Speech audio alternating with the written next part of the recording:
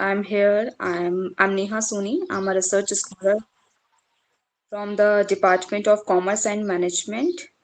So I'm just here to introduce someone for the next guest lecture, Dr. Ashok Kumar Gupta sir. He served as a principal, Government Girls Arts College, Kota, Rajasthan, up to 31st August 23. He has entered into his second innings after retirement. He started his career in college education from July 1986 after RPSC selection. Dr. Gupta sir is the president of Indian Accounting Association Kota, and he has also been the national deputy coordinator of National Accounting Talent Search Exam, which is organized by Indian Accounting Association till 2018 to 19, and an observer of the same exam till date. Sir has been elected as a Senate member of University of Rajasthan, Jaipur, and presently he has been serving as a member in Academic Council of University of Kota, Kota, Rajasthan. His published work includes 71 research articles and 24 books, including chapters in 7 edited books. Dr. Gupta sir has also presented 77 research papers in national and international conferences, seminar and webinar. Has also completed a UGC minor research project entitled Measurement of Productivity, a case study of selected engineering companies in Rajasthan. As well as Dr. Gupta sir has been actively engaged in his field through organizing seminar and workshop and invited as a keynote speaker. Sir has enlightened with his knowledge at several national and international seminars and workshops, and he has been consistent, determined, and always worked hard work, which paved the way for him to excel in his field. He has guided three ample dissertations, and one research scholar has been awarded PhD under his supervision. Presently, Dr. Ashok Kumar Gupta sir is guiding six research scholars for PhD and has been awarded five Best Paper Award for his research article and three certificate of appreciation, and has been regularly engaged in inspiring and motivating young minds in academic and research area. So that's all from my side. I would like to invite you, sir, in this research coursework. Though without any further delay, I would like to invite you. I would welcome you. Thank you so much, sir. Am I audible? Sir, Yes, am I sir. audible to Hello? you? आवाज आ रही है मेरी? आ रही है हाँ sir. Sir. आ रही है? Sir, am I audible to you, sir? Yeah, thank you, Neha, for introducing me. Honorable Vice Chancellor Madam Professor Nilima Singh ji, Professor Reena Dadi, Director Research, Dr. Vipul Sharma ji, Deputy Registrar Research, and all participants. First of all, I am very much grateful to Professor Reena Dadi ji for providing me an opportunity to be with you to share my views on ethics in academic writing.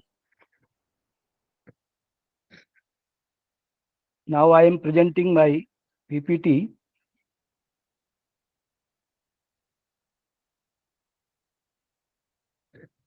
My PPT is visible. Yes, sir. Is it visible? Yes, sir. Yes, sir, it is visible. Yes, sir, it is visible. Okay, thank you, thank you.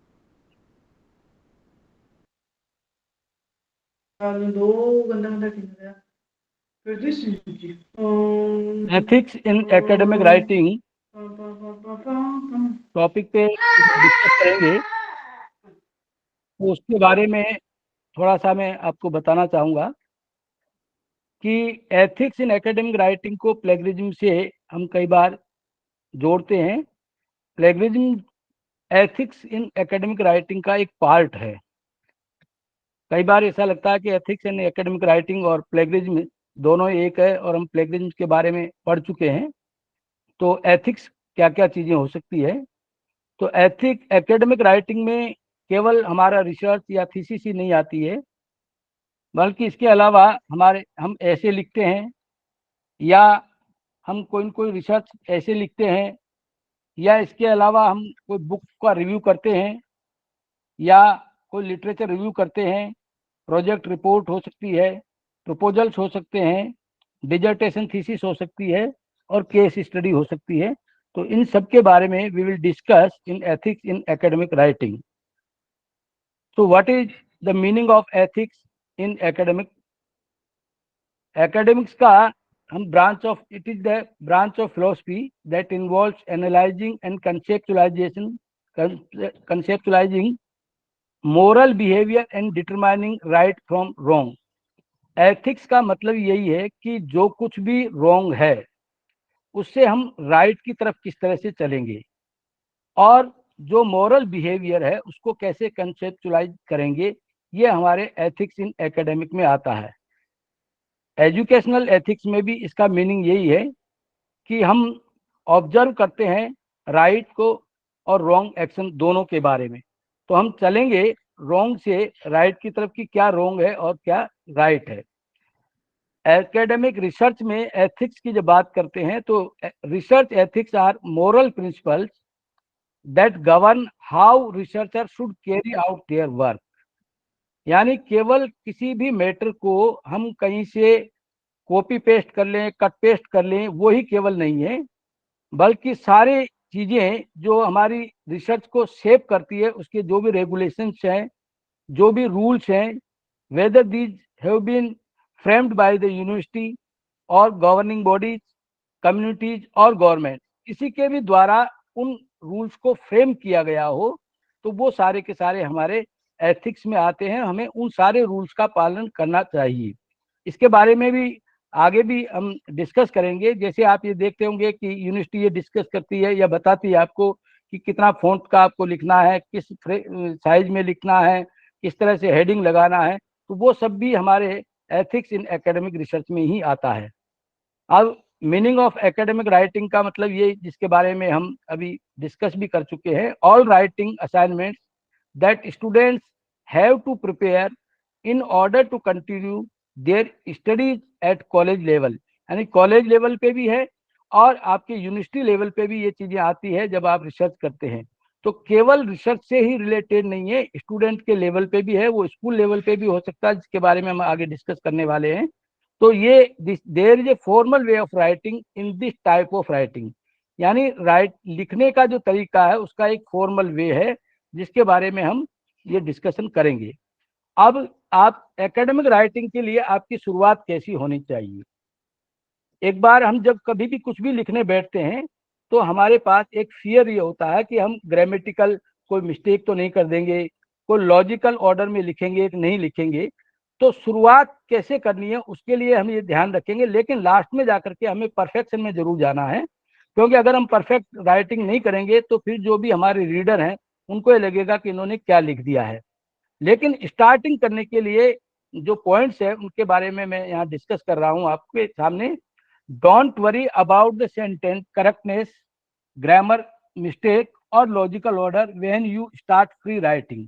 यानी आपके दिमाग में जो ही कोई idea आता है उस idea के आते ही उस आइडिया को लिख लें, वरना ये होता है कि थोड़ी थोड़ी देर में हमारे पास नए आइडिया माइंड में आते रहते हैं, और हम जो कुछ आइडिया आज 1 घंटे पहले आया है आपको लगता है कुछ आइडिया था लेकिन आप भूल गए।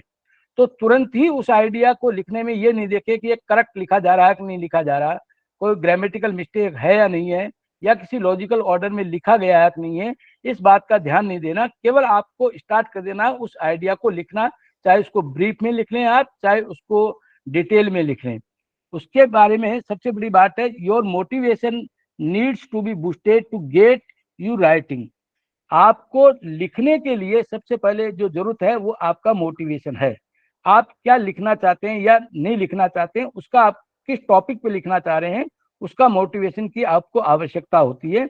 ये मोटिवेशन 2 तरीके से हो सकता है, या तो आप सेल्फ मोटिवेटेड हो सकते हैं या आपके जो भी फ्रेंड सर्किल में है, आप रिसर्च कर रहे हैं तो आपके सुपरवाइजर हो सकते हैं, और कोई भी जो आप जिनसे गाइडेंस लेते हैं, वो सारे लोग आपको मोटिवेट कर सकते हैं। तो मोटिवेशन की आवश्यकता रहती है। फिर थर्ड है, write in a journal every day, make it habit to write in a notebook just for that purpose. यानी आप डेली ही कुछ न कुछ लिखते रहें। मैं आपको एक थोड़ा सा किस्सा सुनाता हूँ। 3-4 साल पहले, कुछ सालों पहले यहाँ चेतन भगत आए थे। तो उनसे किसी ने ये पूछा कि आप इतने अच्छे नॉवल कैसे लिख लेते हैं और इतना अच्छा कैसे लिखते हैं। तो उन्होंने कहा कि मैं डेली एक पेज लिखता हूँ। 365 दिन के 365 पेज हो गए। उसमें से फिर मैं ये देखता हूँ कि इसमें से क्या बेकार है, क्या इसमें से हट जाना चाहिए, उनको फिर मैं करेक्ट कर देता हूँ। और लगभग 200 से 250 या 200 और 250 पेज मैं लगभग लिख देता हूँ और मेरा नॉवल तैयार हो जाता है।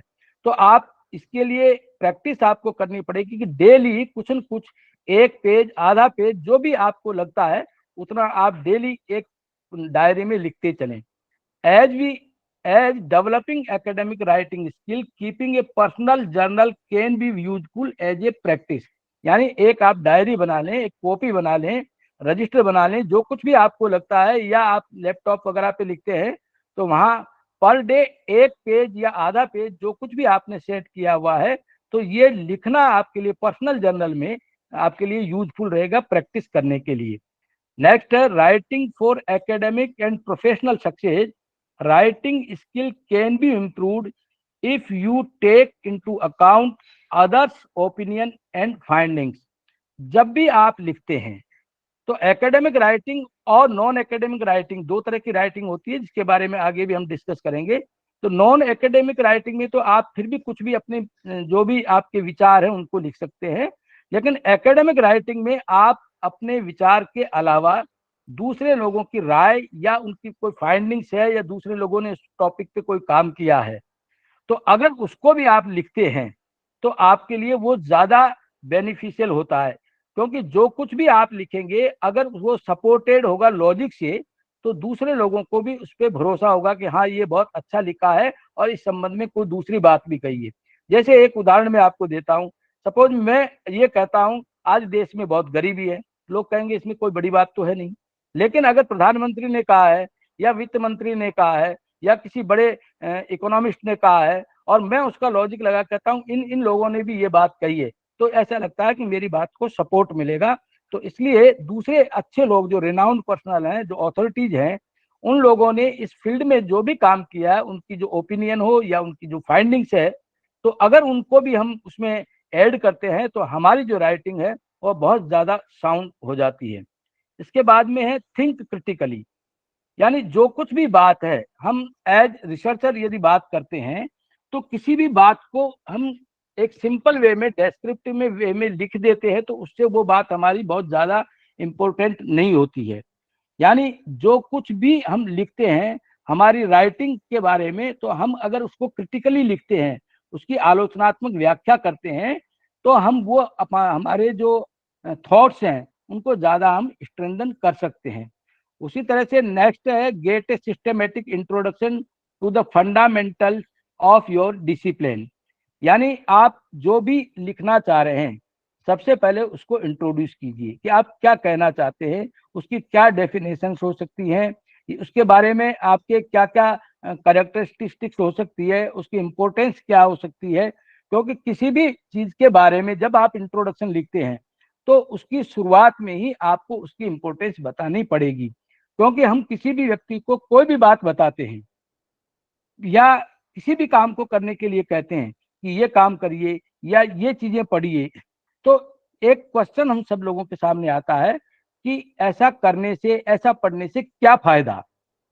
तो ये फायदा ही आज के जमाने में कई बार लोगों को कायदा लगता है, ये रूल लगता है। तो बेटर यह है कि हम सबसे पहले कि ये जो भी टॉपिक हम लिख रहे हैं, इसको पढ़ने से या इसको लिखने से हम रीडर्स को क्या फायदा हो सकता है, सोसाइटी को क्या फायदा हो सकता है।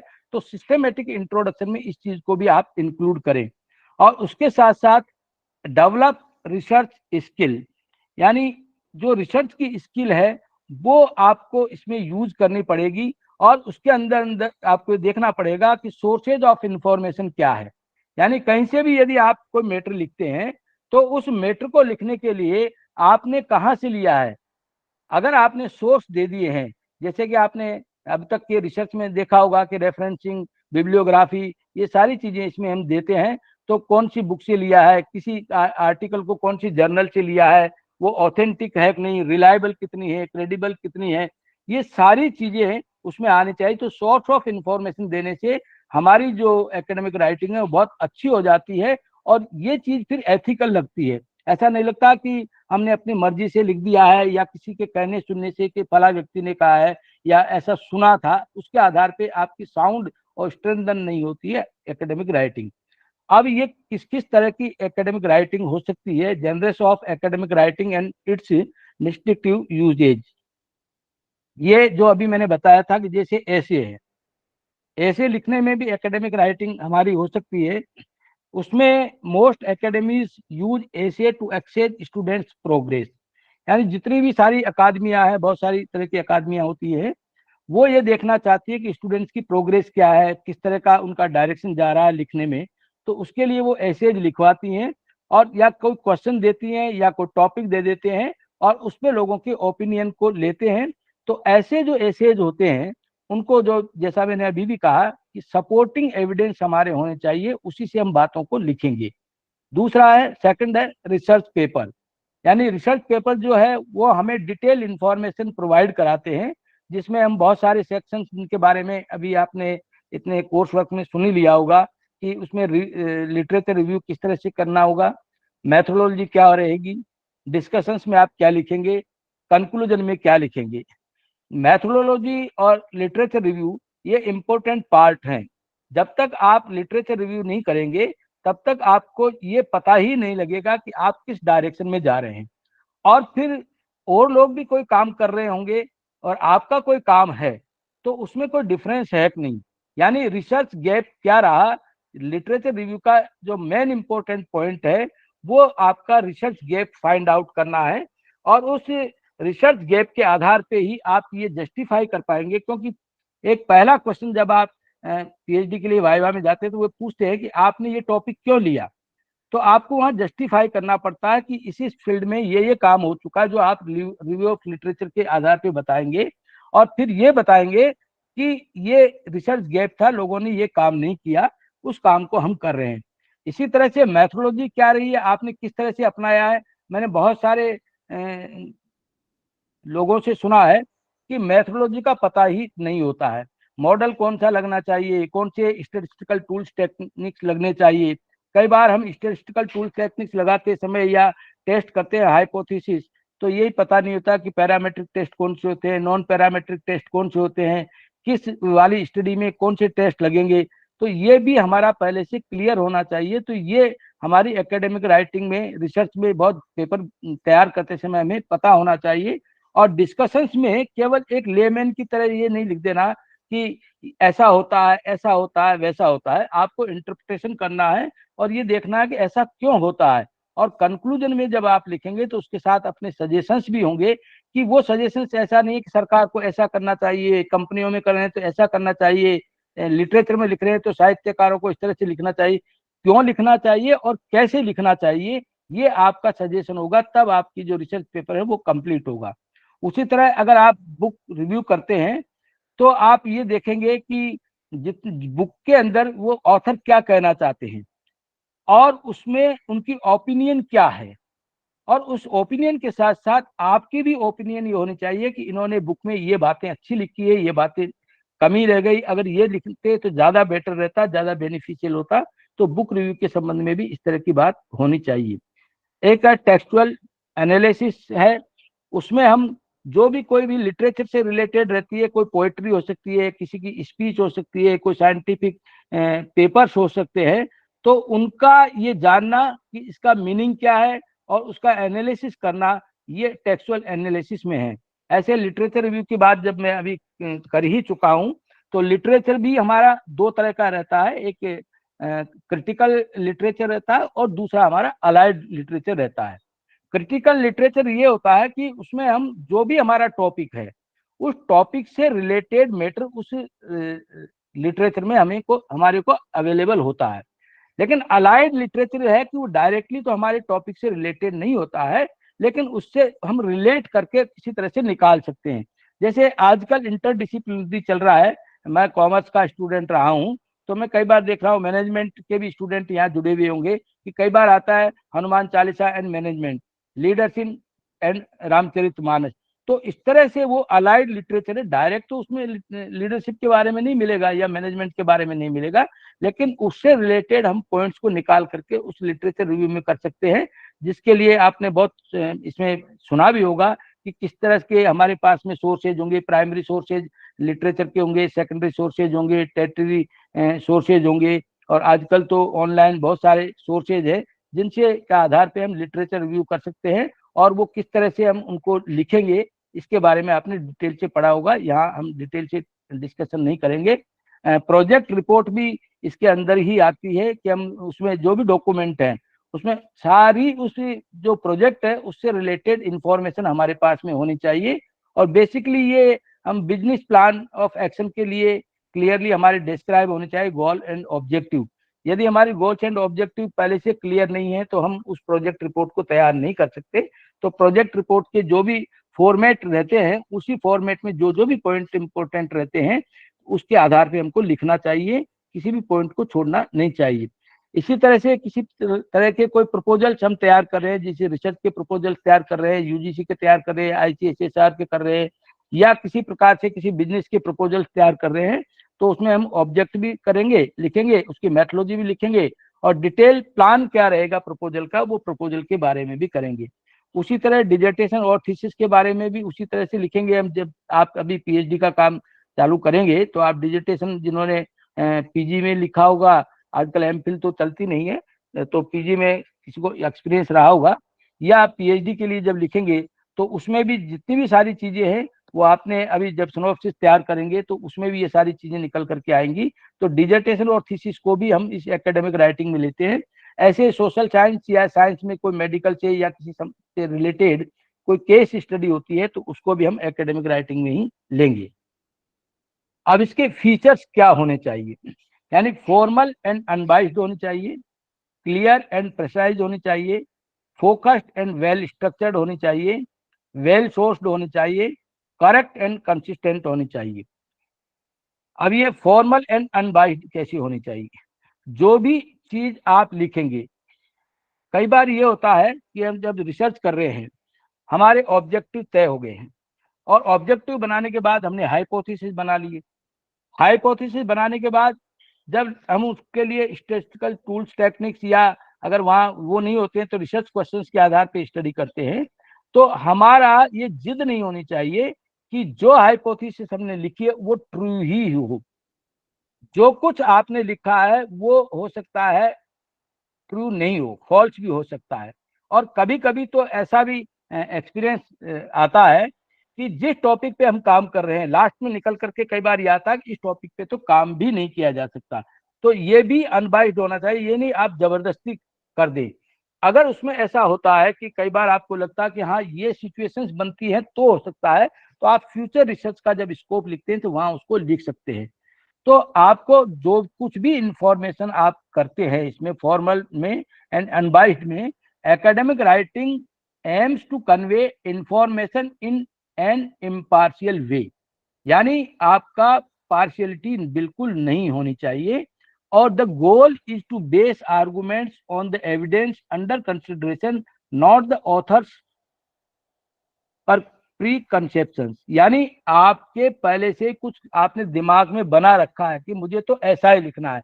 जैसे सोशल साइंस में है, किसी सोसाइटी के बारे में आप काम कर रहे हैं तो वहां सोसाइटी के बारे में आपने पहले बना रखा है, ये लोग तो ऐसे होते हैं, ये लोग वैसे होते हैं, या ये ग्रामीण है या शहरी हैं या किसी पर्टिकुलर कास्ट से रिलेटेड है, तो फिर आपकी जो भी एकेडमिक राइटिंग है ये एथिकल नहीं होगी। आप जो भी बात लिखेंगे वो किसी जो भी आर्गुमेंट होगा और वो आर्गुमेंट एविडेंस के आधार पे होना चाहिए आपकी रिसर्च में। All claims should be supported with relevant evidence, not just asserted. यही इससे रिलेटेड बात है कि आप इसमें जिद नहीं करें कि ये ही मैं लिखूंगा, जो भी रेलेवेंट एविडेंस है उससे सपोर्ट उस बात को होना चाहिए। To avoid bias it is important to present the work of other researchers and the result of your own research fairly and accurately। यानी बायसनेस हटाने के लिए आपको दूसरे लोगों ने जो कोई काम किया है उसको और आपका जो भी काम है वो फेयर और एक्यूरेट होना चाहिए। फेयर और एक्यूरेट में थोड़ा सा एक अंतर यह है कि हम कई बार लिखते हैं कोई चीज, जैसे मैं कॉमर्स का स्टूडेंटों में देखता हूं कि हम ऑडिट के संबंध में करते हैं कि ऑडिटर ये लिखता है it is true and fair. अब कई बार एक क्वेश्चन अराइज होता है कि जब कोई चीज ट्रू है तो फेयर होगी, फेयर है तो ट्रू होगी, लेकिन ट्रू और फेयर जो है वो एक जैसी नहीं होती है। एक एग्जाम्पल से मैं आपको इस बात को क्लियर करता हूँ। जैसे किसी व्यक्ति को किसी बिजनेसमैन ने मान लीजिए मुंबई भेजा है और इंफॉर्मेशन लेने के लिए, तो वो व्यक्ति जब जाता है तो वो एक सबॉर्डिनेट है, वो हाई लेवल का ऑफिसर नहीं है। वो प्लेन से जाता है, 5 स्टार होटल में रुकता है और उसके बाद में आकर के उनको जो इन्फॉर्मेशन दे देता है और अपने जो भी बिल है वो प्रेजेंट करता है। अब सबसे बड़ी बात है कि क्या वो वहाँ एयर फेयर से जाने के लिए एलिजिबल था, 5 स्टार होटल में रुकने के लिए एलिजिबल था, उसके लिए किसी तरह की किसी कोई परमिशन ली है क्या? तो इन जो चीजें हैं, बिल भी सही है, उसकी जो भी यात्रा है वो भी सही है, लेकिन उसमें से वो उसके लिए एलिजिबल नहीं था, तो वो फेयर नहीं था। तो ये ट्रू एंड फेयर का एक डिफरेंस है। तो चीजें as per rules and regulation भी होनी चाहिए और एक्यूरेट होनी चाहिए, जितनी एक्यूरेसी वहां पे मांगी गई है। This means clearly outline your methodology and being honest about the limitations of your research। आपकी जो मैथोलॉजी है उसके बारे में आपकी आउटलाइनिंग क्लियर होनी चाहिए और रिसर्च की लिमिटेशंस आपकी वहां पे क्लियर होनी चाहिए। ये इसलिए है कि सारी चीजों को आप उसमें इंक्लूड नहीं कर सकते। तो जो कुछ भी आपकी प्रॉब्लम्स रहती हैं, इन कारणों से नहीं किया, टाइम कंस्ट्रेंट हो सकता है, फाइनेंशियल कंस्ट्रेंट हो सकता है, डाटा की अवेलेबिलिटी नहीं हो सकती है, कि वो अवेलेबल नहीं हो, तो इन सारी चीजों को आप अपनी रिसर्च में जरूर इंक्लूड करें और उसमें इनफॉर्मल लैंग्वेज आप यूज नहीं करें, यानी कंट्रैक्शंस नहीं हो, क्लिचेज नहीं हो, कन्वर्सेशनल फ्रेज नहीं हो, यानी बोलचाल की भाषा है वो नहीं होनी चाहिए। जैसे एक एग्जांपल दे सकते हैं, also a lot of findings are little unreliable. अभी अ लिटिल लिख दिया आपने, अब अ लिटिल का कोई पैमाना पैरामीटर तो है नहीं कि कितना अ लिटिल है या नहीं है। या दूसरे में हम देखते हैं moreover many of findings are somewhat unreliable. तो ये समवाट क्या लिखना, आपको एक्यूरेट इस तरह से लिखना होगा कि लॉजिकली वो चीज आ जाए। दूसरा है क्लियर एंड प्रेसाइज। जितनी भी बातें हैं वो सर आपको आपकी पीपीटी दिखाई नहीं दे रही है, पीपीटी शो नहीं हो रही है सर जी। अच्छा, एक मिनट मौली, एक मिनट आना, पीपीटी दिखनी थी।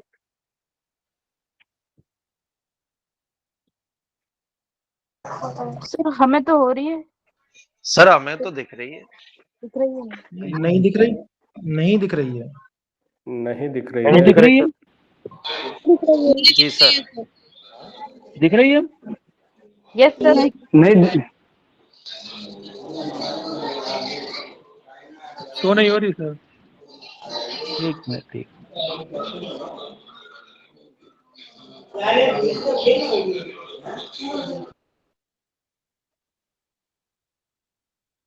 अब दिख रही है आपको? No sir.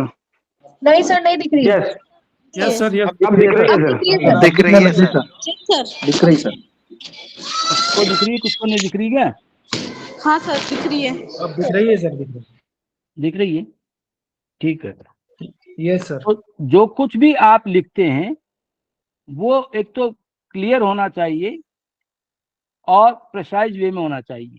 यानी जिसको हम कई बार एक मुहावरा यूज लेते हैं, गागर में सागर भरना, यानी फालतू किसी लंबी लाइनें नहीं लिख करके और आप इसको बहुत ही कंसाइज वे में, लेकिन इतना कंसाइज भी नहीं हो जाए कि आपका जो जो भी मीनिंग है या आप जो कुछ भी लोगों को कन्वे करना चाहते हैं वो दूसरों को कन्वे नहीं हो पाए।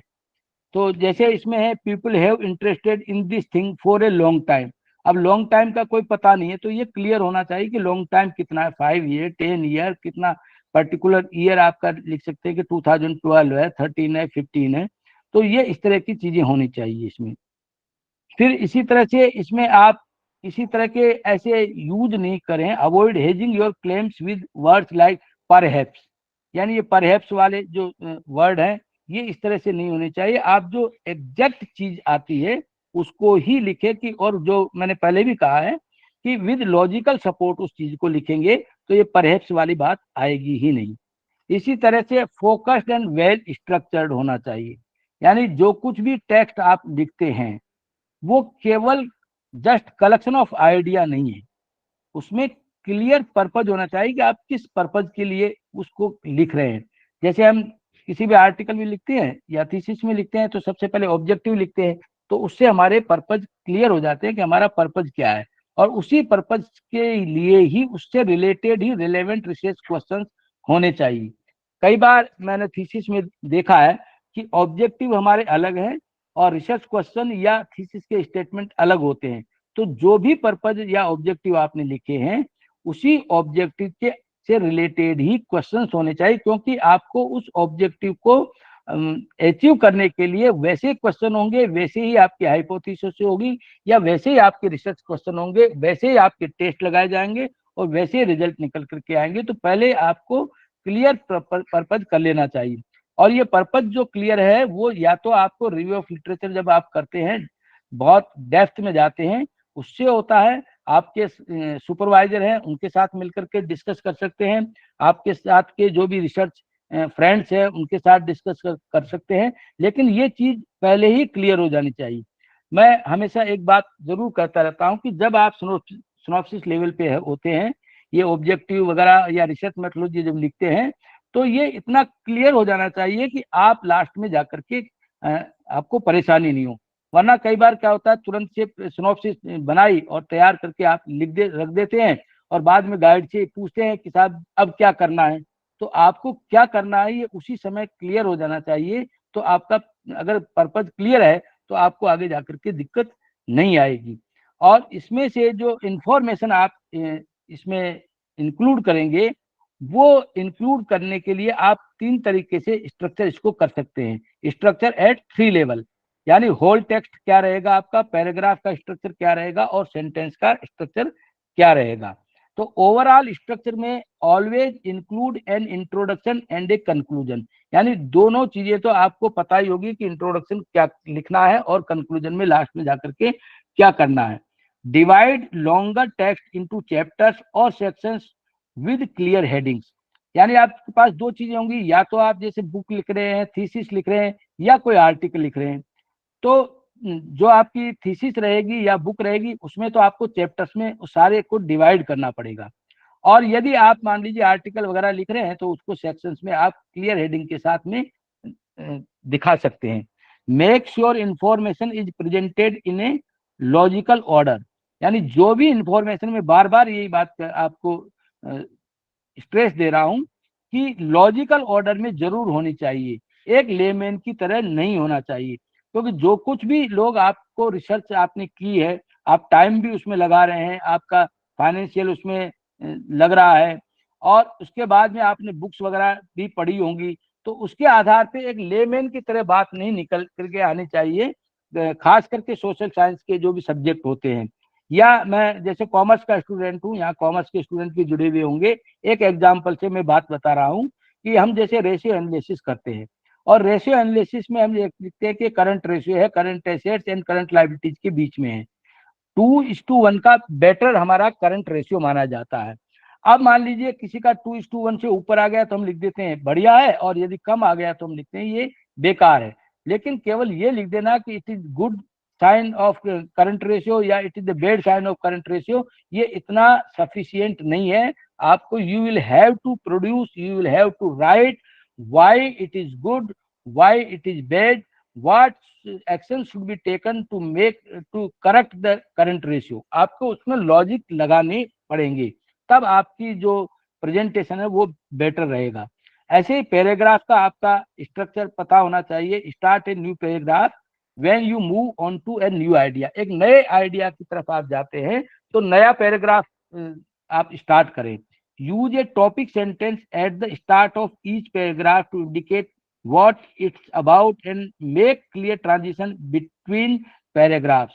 जो भी पैराग्राफ्स हैं उसमें अगला जब भी आप ले रहे हैं तो कोई नए आइडिया की तरफ जाएंगे तो उस आइडिया का जो भी टॉपिक सेंटेंस है उससे रिलेट करते हुए उसको लिखेंगे।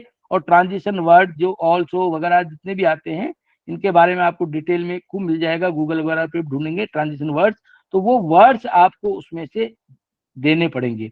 Make sure every paragraph is relevant to your argument और क्वेश्चन। यानी जो कुछ भी पैराग्राफ आप लिख रहे हैं वो आपके जो रिसर्च क्वेश्चंस है या आपने जो आर्गुमेंट्स के लिए दिए हैं उससे रिलेवेंट होना चाहिए, इररिलेवेंट नहीं होना चाहिए।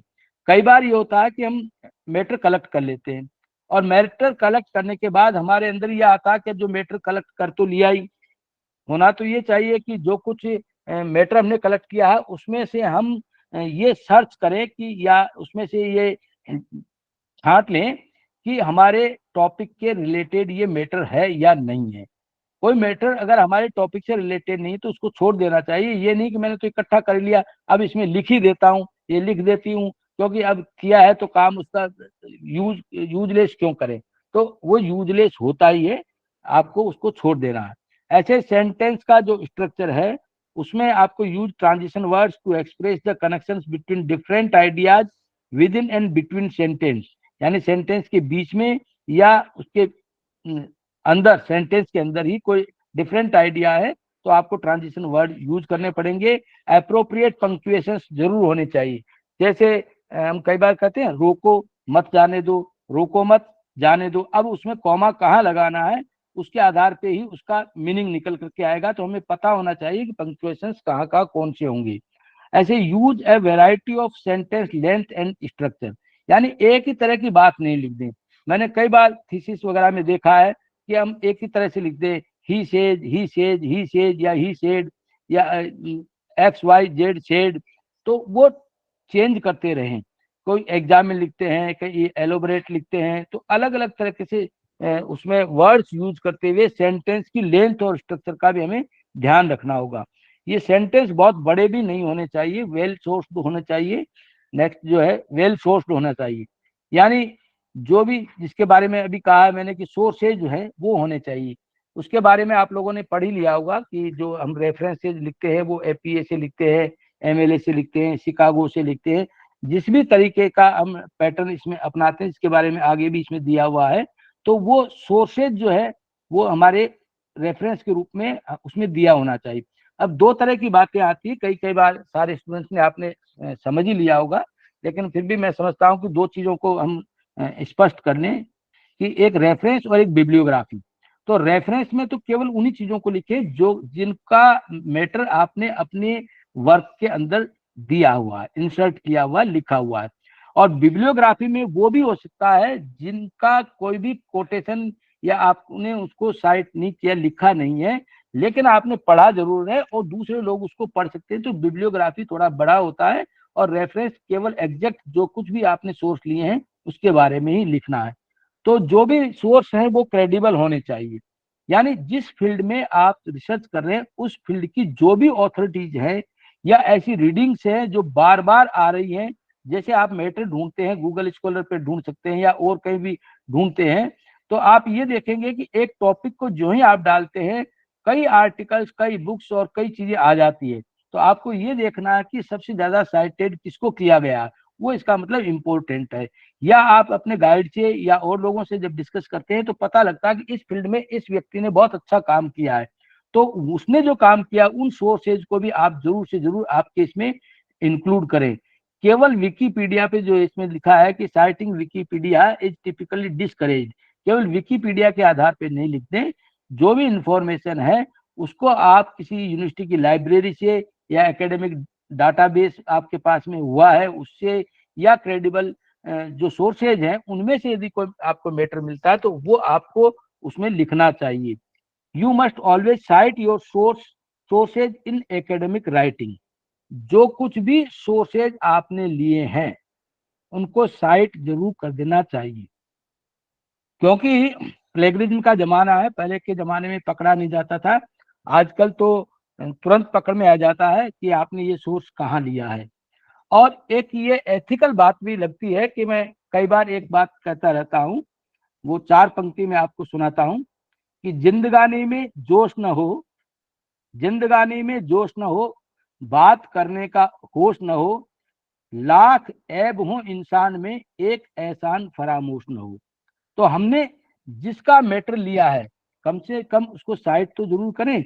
ऐसा नहीं है कि ये तो मेरा ही मैटर था, तो उस तरह से नहीं होना चाहिए। तो जिसका मैटर है उसको आप साइड करेंगे तो फिर प्लेगरिज्म वाला चक्कर भी आपके नहीं आएगा।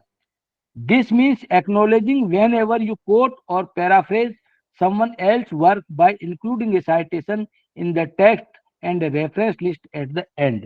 यानी जो भी आपने मैटर को कोट किया है या पैराफ्रेजिंग किया है, यानी उसमें से थोड़ा सा बदल करके अपनी लैंग्वेज में भी लिखा है, तो ये नहीं हो जाए कि ये तो मेरा विचार था, इसमें मैंने डायरेक्ट सेंटेंस को इनडायरेक्ट में कर दिया, पेसिव को एक्टिव में कर दिया, एक्टिव को पेसिव में कर दिया, तो इसलिए ये तो मेरा विचार बन गया क्योंकि मैंने इंग्लिश चेंज कर दी। तो केवल इंग्लिश या कोई शब्द को हिंदी को या संस्कृत को संस्कृत में भी आगे पीछे शब्दों को लिख देते हैं, तो इसका मतलब ये नहीं कि वो आपका ऑन जो है आइडिया या थॉट हो गया है। तो आप उसको एग्जैक्टली कोट जरूर करें साइटेशंस के माध्यम से, रेफरेंस लिस्ट में भी।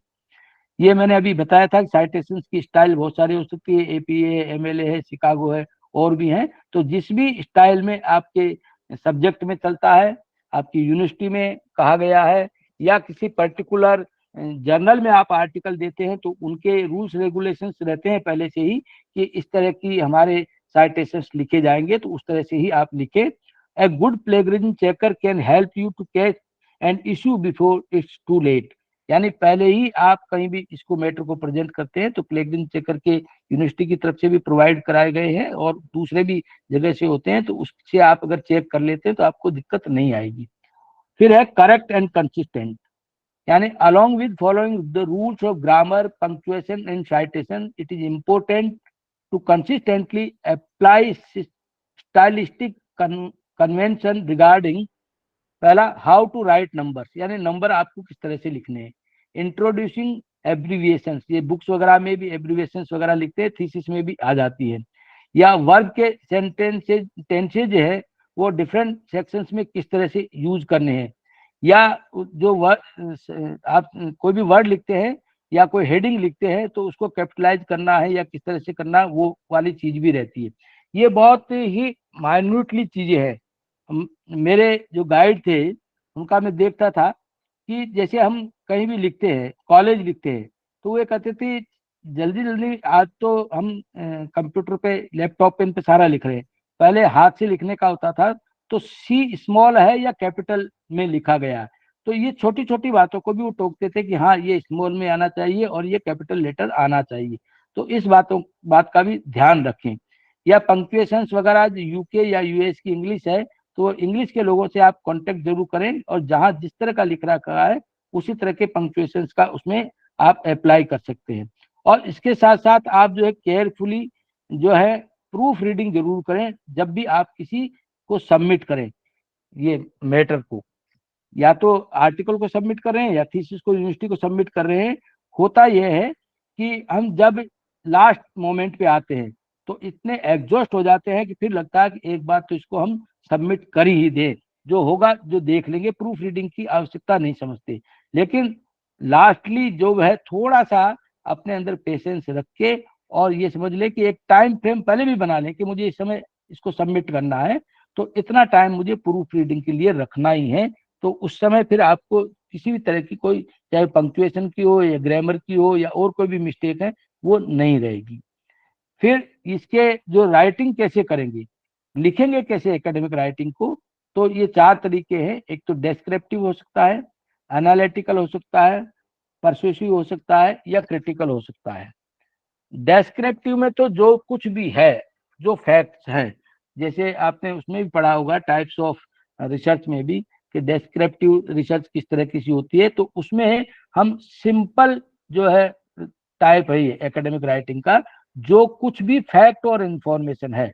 The purpose of this document is to provide facts और इंफॉर्मेशन, यानी जो कुछ भी इंफॉर्मेशन है उस इंफॉर्मेशन या फैक्ट को एज इट इज लिख देते हैं। लेकिन एक बात का जरूर ध्यान रखें कि ये जो कुछ भी आप लिख रहे हैं ये आपके आर्टिकल थीसिस का एक पार्ट है, कि कुछ पार्ट ऐसा होगा जिसको आपको केवल डिस्क्रिप्टिव ही लिखना है। इस पे आप एंड नहीं हो जाएंगे कि ये तो डिस्क्रिप्टिव एक स्टाइल है, हम तो पूरा डिस्क्रिप्टिव लिखेंगे, ऐसा नहीं है। केवल ये स्टार्टिंग है। A summary of an article of a report of experiment results are example. ये जो समरी लिखते हैं तो आर्टिकल की समरी लिखेंगे तो ऐसा कैसा है, इसमें से डिस्क्राइब कर देंगे, या कोई रिपोर्ट रहेगी एक्सपेरिमेंट की, उसके रिजल्ट होंगे तो उसको भी हम एज इट इज लिख देंगे। लेकिन हमारी थीसिस का ये एक पार्ट होगा, पूरा ये कंप्लीट नहीं होना है। ऐसे ही फिर उसका एनालिटिकल, यानी इस डिस्क्रिप्टिव के बाद में हम एनालिटिकल पार्ट भी उसका लिखेंगे। इसमें हम क्या लिखेंगे कि केवल जैसे लिखा कि a text at the university level is not purely descriptive, it is usually a combination of both। यानी कॉम्बिनेशन दोनों चीजों का होगा, हम डिस्क्रिप्टिव भी लिखेंगे और उसके बाद में एनालिटिकल भी उसको लिखेंगे। क्योंकि एनालिटिकल जब तक हम उसको एनालाइज नहीं करेंगे, उसको कैटेगरी में नहीं डिवाइड करेंगे, ग्रुप्स में नहीं डिवाइड करेंगे, पार्ट्स में नहीं डिवाइड करेंगे, टाइप्स में नहीं डिवाइड करेंगे, और उनके आपस में क्या रिलेशनशिप है, इस रिलेशनशिप को भी यदि हम एक्सप्लेन नहीं करेंगे तो फिर हमारा जो वर्क है वो बहुत ज्यादा ऑथेंटिक नहीं होगा। इसलिए उसमें हम कई बार ऐसे वर्ड भी यूज करते हैं, analyse, compare, contrast, relate, examine, इस तरह के वर्ड यूज करते हैं इसके लिए, एनालिटिकल के लिए, और उसका एनालिसिस करते हैं। तो जो कुछ भी हमारा जो मैटर था, डेस्क्रिप्टिव मैटर उसको एनालिटिकल बनाने के लिए उसको कैटेगरी में, ग्रुप्स में, पार्ट्स में ऐसे हेडिंग लगा करके अगर हम उसको डिवाइड करते हैं और उसको प्रेजेंट करते हैं तो वो ज्यादा फ्रूटफुल रहता है। उसके लिए हम क्या करेंगे, make sure you spend plenty of time planning. उसके लिए थिंक ऑफ पैटर्न, यानी पैटर्न क्या रहेगा, पार्ट्स क्या रहेंगी, सिमिलरिटीज क्या है, उसी तरह से उन फैक्ट्स और आइडिया में जो भी ग्रुपिंग कर रहे हैं वो अकॉर्डिंग उसके ही हम करेंगे। तो टेबल्स के द्वारा प्रेजेंट कर सकते हैं, फ्लो चार्ट कर सकते हैं, ट्री डायग्राम कर सकते हैं, कलर कोडिंग कर सकते हैं। तो इसमें इन चीजों को भी हम यूज कर सकते हैं। और सारे जो कुछ भी सेक्शन हम बना रहे हैं या जो भी पैराग्राफ है उसको एनालिटिकल कैटेगरी के अनुसार ही उसको ऑर्गेनाइज करें, ताकि वो जो पढ़ने वाला व्यक्ति है वो आपकी बात से जो भी क्लियर पिक्चर है वो बना सकता हो। नेक्स्ट है परसेसिव, यानी जो कुछ आपने अभी तक लिखा है, you are usually required to go one step beyond analytical writing to persuasive writing in academic writing। Persuasive writing में अगर हम इसको नट सेल में कहें तो ये है कि हम जो कुछ भी हमारा विचार है उससे दूसरे को कन्विंस कैसे करेंगे। यानी in academic writing point of view में include an argument and recommendation and interpretation of finding और an evaluation of work of others. यानी दूसरे लोगों के जो भी काम है, जो कुछ भी हमें मिला है, उन सब को हम इवेल्युएट करेंगे, उनका इंटरप्रिटेशन करेंगे, और उसके बाद में जो भी लॉजिक हमारा है उस लॉजिक के आधार पे हम उसको प्रेजेंट करेंगे अपने आर्गुमेंट से। जब इसलिए इसमें लास्ट में देख रहे होंगे आप, argue, evaluate, discuss and take a position, ये ऐसे वर्ड्स उसमें यूज होते हैं।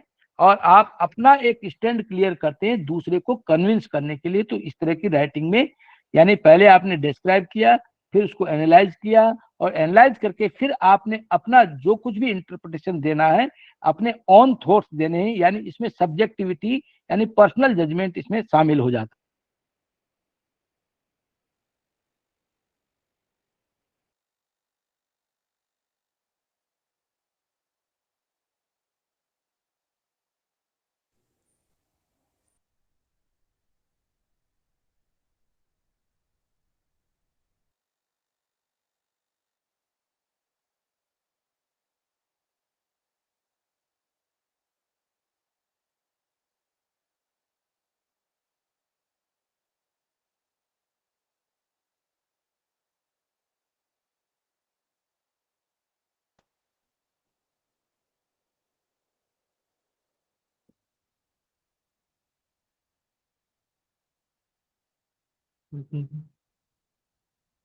अब दिखाई दे रहा है आपको ये? Yes sir. Yes sir.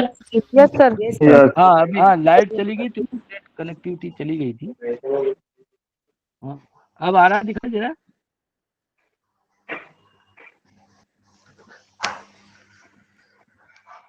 इससे पहले वाला आपको दिखाई दे रहा था? जी सर, जी सर। हाँ, critical में in addition to Visual, having sir. all characteristics of persuasive writing, it also offers another perspective. The difference between persuasive and critical writing is that persuasive writing requires you to present your own point of view, while critical writing requires you to take into account at least two points of view as well as your own. यानी जो मैंने बताया कि परसेसिव writing में आपका अपना विचार क्या है ये तो बता ही रहे हैं, लेकिन ये हो जाता है कि आपके अपने विचार के साथ अगर और दूसरे कम से कम 2 पॉइंट या 2 अलग लोग हैं, उनके व्यूज क्या हैं, और ये 2 लोग वो हो जो ऑथेंटिक पर्सन हो, ऑथोरिटी हो इस सब्जेक्ट की, तो आपकी बात को लॉजिकल सपोर्ट ज्यादा मिल जाता है। तो क्रिटिकल राइटिंग में ये चीजें भी आपकी शामिल होनी चाहिए, जिसके लिए हम क्रिटिक, डिबेट, डिसएग्री, इवेलुएट ये वर्ड भी इसमें हम यूज करते हैं। अब dos and don'ts of academic writing क्या क्या हो सकते हैं, तो उसमें write objectively, write clearly, use technical vocabulary, proof read carefully, structure your academic sentences. इसके बारे में हम पहले भी डिस्कस कर चुके हैं। राइट ऑब्जेक्टिवली यानी जो कुछ भी आप लिखें, 2 वर्ड आते हैं, शायद आप लोगों ने बहुत सुने होंगे और कई बार पता भी नहीं होता कि ये ऑब्जेक्टिव है और ये सब्जेक्टिव है। इन दोनों का डिफरेंस भी यहाँ जिनको आता है बहुत बढ़िया है, जिनको नहीं आता है वो समझ लें। ऑब्जेक्टिव में ये होता है कि अपना पर्सनल किसी तरह का प्रेजुडिस नहीं होता है, अपना इंटरप्रिटेशन नहीं होगा, जो चीजें जैसी है वैसी ही समझ लेनी चाहिए। और सब्जेक्टिव में यह है कि हम अपना कोई भी पर्सनल जजमेंट भी उसमें इंट्रोड्यूस कर सकते हैं। यहाँ इसको मैं बहुत सिंपल वे में आपको समझाता हूँ क्या चीज ऑब्जेक्टिव होती है और क्या चीज सब्जेक्टिव होती है। नॉन कॉमर्स के स्टूडेंट भी बहुत इजीली इस बात को समझ पाएंगे। जैसे हमारे यहाँ कॉन्सेप्ट और कन्वेंशन होता है, सबके सब्जेक्ट में ही होता होगा कॉन्सेप्ट एंड कन्वेंशन की बात। तो जो कॉन्सेप्ट होते हैं वो ऑब्जेक्टिव होते हैं, कन्वेंशन जो होती है वो सब्जेक्टिव होती है। उसको एक सिंपल एग्जांपल से समझ सकते हैं कि ड्यूअल एस्पेक्ट कॉन्सेप्ट है। तो उसमें क्या है कि every transaction has two aspects, one is known as debit and other is known as credit. तो डेबिट और क्रेडिट 2 एस्पेक्ट होते हैं हर ट्रांजेक्शन के एंट्री करने के लिए। अब कोई व्यक्ति ये नहीं कर सकता कि मैं तो 1 ही मानूंगा या 3 मानूंगा, जो है ऐसा का ऐसा ही मानना, यानी उसमें किसी प्रकार का अपना पर्सनल जजमेंट नहीं लगाना, बायसनेस नहीं होना, ये ऑब्जेक्टिविटी है। लेकिन सब्जेक्टिव में यह है कि जैसे हम डिस्क्लोजर कन्वेंशन है डिस्क्लोजर की, तो हम उसमें कितना मैटर दिखाएंगे नहीं दिखाएंगे ये अपने ऊपर डिपेंड करता है, वो सब्जेक्टिव होता है। तो यहाँ पे जो कुछ भी मैटर होगा वो उसमें आपकी राइटिंग जो है वो ऑब्जेक्टिवली होनी चाहिए, आपका कोई भी बायसनेस नहीं होना चाहिए, कोई इमोशनल आपको नहीं होना चाहिए। तो writing academically is objective, logical, unemotional and factual होनी चाहिए। किसी तरह से उसमें जो रिलेशनशिप है इम्पर्सनल इसमें है, अवॉइड पर्सनलाइजिंग देम, उनको व्यक्तिगत बनाने से बचना चाहिए। You will achieve better result and your arguments will be unimpeded, यानी किसी भी प्रकार की कोई उसमें दिक्कत आपको नहीं आएगी। उसमें आप इसका करने के लिए make sure your argument are backed by credible sources and substantial data, जिसके बारे में बार बार बता चुका हूं कि क्रेडिबल सोर्स होने चाहिए और आपके पास में जो डाटा है वो आपका सब्सटेंशियल होना चाहिए। जब भी आप किसी तरह की भाषा का यूज करेंगे तो स्लैंग या क्लिच नहीं होने चाहिए, यानी बोलचाल की भाषा उसमें नहीं होनी चाहिए। Instead of writing in the first और सेकंड पर्सन, थर्ड पर्सन में इसको लिखना चाहिए।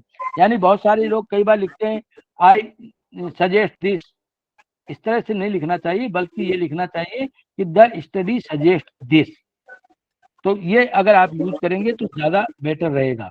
इसी तरह से राइट क्लियरली, यानी कोई भी बात लिखना चाहें, जो मैंने कहा कि उसको जब आप कंसाइज करते हैं या क्लियर जो प्रिसाइज लिखते हैं, तो ऐसा भी नहीं सेंटेंस इतना छोटा भी नहीं होना चाहिए कि दूसरे लोग समझे नहीं, और इतना लंबा भी नहीं होना चाहिए। कई बार ये देखा गया है कि लोग सेंटेंस लिखते हैं तो इतना लंबा सेंटेंस लिख देते हैं कि समझ में ही नहीं आता। उसमें एंड जोड़ देंगे, और जोड़ देंगे, फिर और किसी तरह का ट्रांजिशन वर्ड जोड़ देंगे, तो 3 4 5 लाइन का एक सेंटेंस बन जाता है। तो बजाय इतना बड़ा सेंटेंस लिखने के छोटे सेंटेंस अगर आप लिखते हैं, writing formal correspondence should be based on clarity.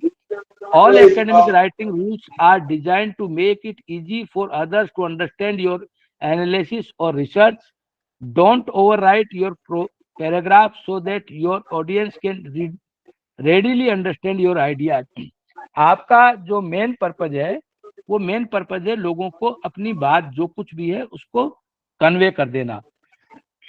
तो कन्वे हो जानी चाहिए, उस तरह से आप क्लियरिटी से चीजों को लिखेंगे।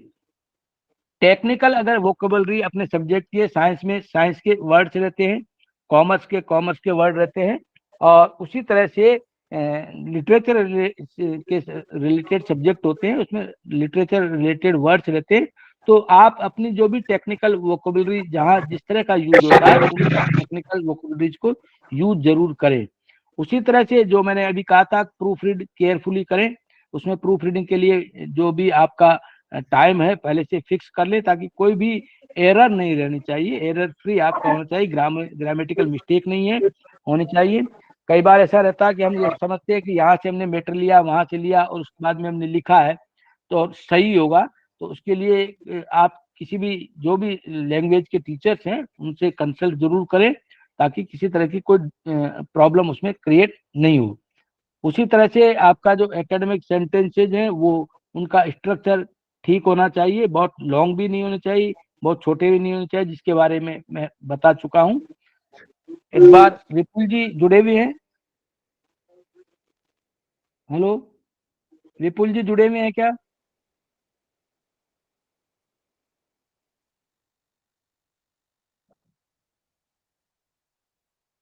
डॉट्स भी इसमें लिखे हैं, कोई जो आपकी कॉलिकल लैंग्वेज है वो आपकी इसमें नहीं होनी चाहिए, इस बात का थोड़ा सा ध्यान रखें। इनएप्रोप्रिएट फॉन्ट और स्टाइल नहीं हो, वर्ब टेंस का बार बार चेंज नहीं करें।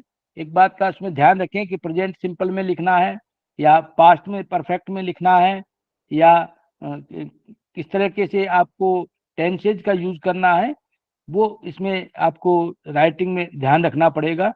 उसी तरह से पर्सनल लैंग्वेज उसका यूज नहीं करें, और वर्ड काउंट जितनी भी दे रखी है, कई बार आर्टिकल में लिखा रहता है 2000 वर्ड्स में लिखना है या 5000 में लिखना है, तो उतने ही आप यूज करें, उससे ज़्यादा कम नहीं करें।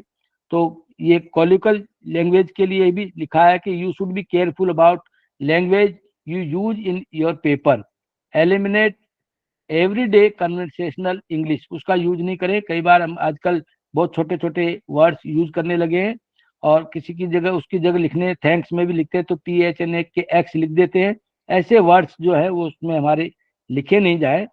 और अनअप्रोप्रिएट फॉन्ट्स और स्टाइल, जिसके बारे में पहले से ही किसी भी आर्टिकल के लिए जर्नल के लोगों ने कहा हुआ हो, यूनिवर्सिटी ने कहा हुआ हो, तो उनको अवॉइड नहीं करें। जैसा भी आपको गाइडलाइन दी गई है उसी गाइडलाइन के अनुसार आप लिखें। उसी तरह से वर्ब के टेंसेज जो भी मैंने अभी बताया कि उसको आपको प्रेजेंट टेंस में लिखना है, पास्ट टेंस में लिखना है, उनको अवॉइड नहीं करें। जिस भी टेंस में कहा गया उसी में लिखा जाए। और पर्सनल लैंग्वेज भी आपको उसमें यूज नहीं करनी है, जो बोलचाल की भाषा है उसका यूज नहीं करेंगे। और वर्ड काउंट के बारे में जैसा मैं कह चुका हूँ, वर्ड लिमिट है वो वर्ड लिमिट में ही इसमें लिखेंगे। नॉन एकेडमिक राइटिंग, उसमें कोई दूसरी चीज आ सकती है, वो पर्सनल भी हो सकती है, वो इमोशनल हो सकती है। और जैसा मैंने कहा कि एकेडमिक राइटिंग तो ऑब्जेक्टिव होती है, ये सब्जेक्टिव होती है। आदमी अपना जो भी विचार है, जो कुछ भी गया है, ये सारा मैगजीन आर्टिकल्स में लिखते हैं, किसी बिजनेस या पर्सनल लेटर में लिख सकते हैं, नोवेल में लिख सकते हैं, कोई टेक्स्ट मैसेज करते हैं, उसमें भी हम नॉन एकेडमिक राइटिंग का यूज करते हैं। तो उस तरह से इनके दोनों के एकेडमिक राइटिंग और नॉन एकेडमिक राइटिंग के डिफरेंस है। Academic writing refers to a piece of writing which focuses on a specific academic subject, यानी कोई भी एकेडमिक सब्जेक्ट पहले से ही आपका या टॉपिक जो है वो दिया हुआ होता है, उसके आधार पे आपको लिखना है। लेकिन इसमें नॉन एकेडमिक में आप किसी जनरल टॉपिक पे भी लिख सकते हैं कि आप कहीं घूमने गए, उस टॉपिक पे भी आपने लिख दिया, या आपने कोई भी इवेंट देखी है, उस इवेंट के बारे में आपको लिखने की इच्छा हुई, आपने लिख दिया है, तो उस पर हो सकता है। इसमें एकेडमिक राइटिंग में एकेडमिक फाइंडिंग्स और एकेडमिक रिसर्च के बारे में ही दिया रहता है, जबकि इसमें इस तरह से नॉन एकेडमिक राइटिंग में नहीं रहता, वो जनरल कन्वर्सेशन के बारे में रहता है। और एकेडमिक राइटिंग है वो एकेडमिशियन जनरली उसको पढ़ते हैं, और non academic writing friends, family के पर्सन्स ये भी पढ़ सकते हैं। एकेडमिक राइटिंग में इसका जो पर्पज है वो रीडर्स को सॉलिड एविडेंस देने की आवश्यकता रहती है, जबकि इसमें कोई सॉलिड एविडेंस की आवश्यकता नहीं रहती है। ऐसे कई सारे इसमें यूज है। मेरे ख्याल से 1 घंटे का समय था। अगर विपुल जी बताएं, अगर कंटिन्यू करना है या यही क्लोज करना है। सर ये इसमें 2 बजे सर वैलिडिक्टरी सेशन स्टार्ट होएगा सर। हाँ, तो 2 बज गए हैं, तो इसको कंक्लूड तो इसमें सर 2 बजे करें या एक्सपर्ट का सर एक और एक्सपर्ट का सर की नोट स्पीकर है सर, वो डॉक्टर विजेंद्र सिंह। अच्छा। पर ये बहुत अच्छा चल रहा है सर, इसका अलग से अपन एक वेबिनार सर कंडक्ट कराएंगे सर। ठीक है, अभी तो काफी था तो।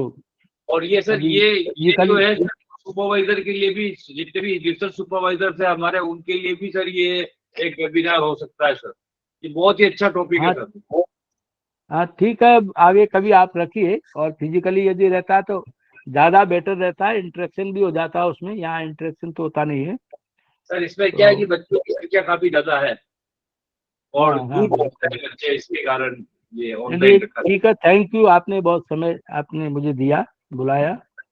जी sir, sir welcome sir, welcome. बहुत ही अच्छा स्पीच था सर आपका। हाँ, thank you. Thank you sir, thank you. Thank you sir. Thank you. Thank you sir. Thank you sir. Thank you sir. धन्यवाद sir. Very knowledgeable sir. Thank you sir. Thank you sir. Thank you sir.